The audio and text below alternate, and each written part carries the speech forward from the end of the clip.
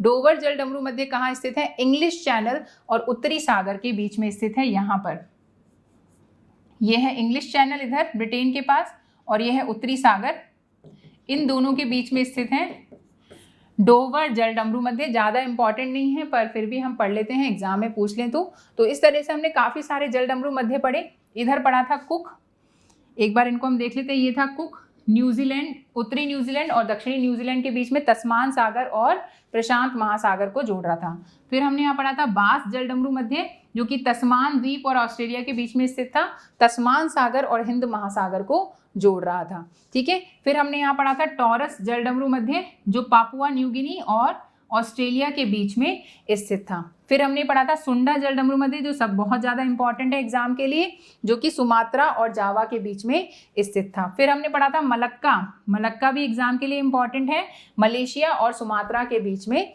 स्थित था। इधर हमने पढ़ा था पाक जलडमरू मध्य, जो भारत और श्रीलंका के बीच में स्थित था, बंगाल की खाड़ी और अरब सागर, हिंद महासागर को जोड़ रहा था। इधर हमने पढ़ा था कोरिया जलडमरू मध्य, दक्षिणी कोरिया और जापान के बीच में स्थित था, और उसके ऊपर पढ़ा था हमने सुगारू, जो जापान के दो द्वीपों के बीच में स्थित था, सुगारू जलडमरू मध्य।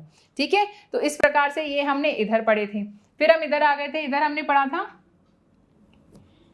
हॉर्मुज, हॉर्मुज जलडमरू मध्य, जो फारस की खाड़ी और ओमान की खाड़ी के बीच में स्थित था। यहाँ हमने पढ़ा था बब अल मंदेब, जो कि लाल सागर और अदन की खाड़ी के बीच में स्थित था। फिर हमने पढ़ा था जिब्राल्टर, जिब्राल्टर कहाँ स्थित था? भूमध्य सागर और अटलांटिक महासागर के बीच में स्थित था।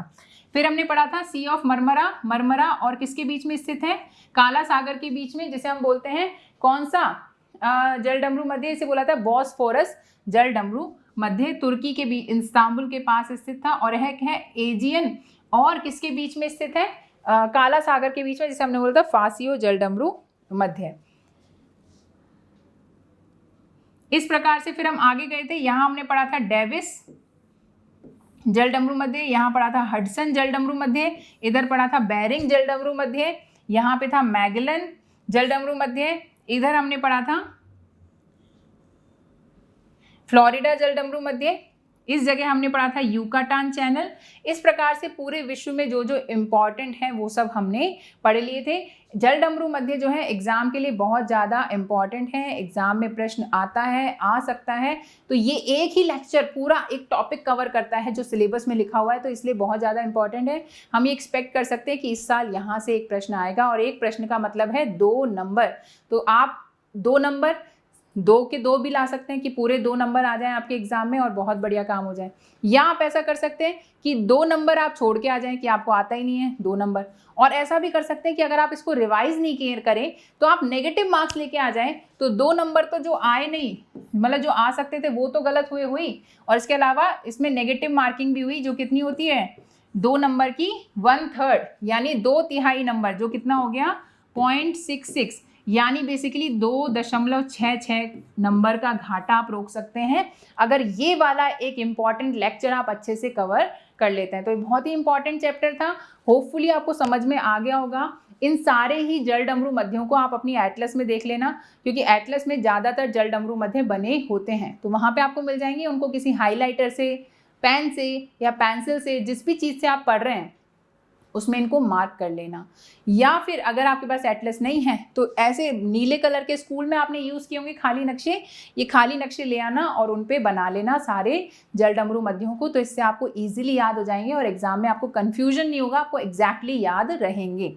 ठीक है। नदियाँ जो है, नदियाँ जो हमने अंतर्राष्ट्रीय जलमार्ग पढ़े थे, तो वो हम मैपिंग करेंगे अभी नदियों की, तो उसमें और अच्छे से पढ़ लेंगे। वोल्गा नदी, राइन नदी, मिसिसिपी, मतलब सारी नदियाँ लगभग हम वहाँ पे मुख्य मुख्य कवर कर लेंगे। तो मैपिंग में हम पर्वत हमारी बाकी हैं, नदियाँ बाकी हैं, ये सब हम मैपिंग में अच्छे से कर लेंगे। इसके अलावा जो हमने 2 मुख्य नहरें पढ़ी थी, पनामा नहर और स्वेज नहर, हालांकि उनमें ऐतिहासिक दृष्टिकोण ज़्यादा शामिल हैं, तो इतिहास में भी आप उनको पढ़ेंगे। और इसके अलावा अगर आप इसमें पढ़ते हैं ज्योग्राफी में, तो उनकी लोकेशन, उसके बारे में, उनकी लंबाई है, उनकी इस पर किसका नियंत्रण है, कब उसका स्थापन हुआ था। जैसे 1869 में बनी थी स्वेज नहर, और 1914 में बनी थी कौन सी, पनामा नहर।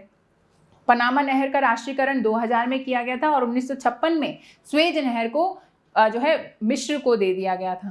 तो इस प्रकार से इनकी जो इंपॉर्टेंट चीज़ें हैं, फैक्ट्स हैं, वो भी आप याद कर लीजिएगा, जिससे एग्जाम में अगर थोड़ा सा डिफिकल्ट क्वेश्चन भी बने तो आपको दिक्कत नहीं आए, क्योंकि आपको ज़्यादातर इन्फॉर्मेशन पता हो। इनकी लंबाई क्या है, इनकी जो है इनमें जैसे 3 लॉक्स पढ़े थे हमने पनामा नहर में कि कौन अटलांटिक सिरे पर कौन सा है ना, प्रशांत महासागर पर मीरा फ्लॉर्स है, गातून है, ये सारी चीज़ें जो हैं आप अच्छे से इनको याद कर लीजिएगा।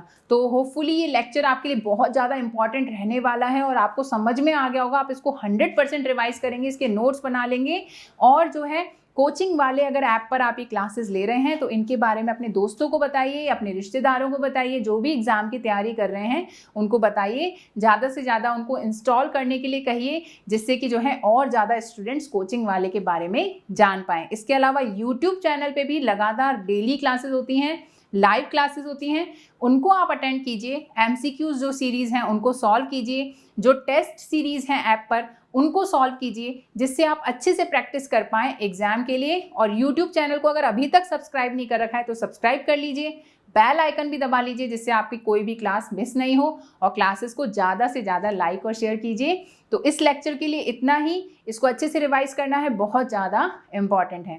Thank you very much, bye bye.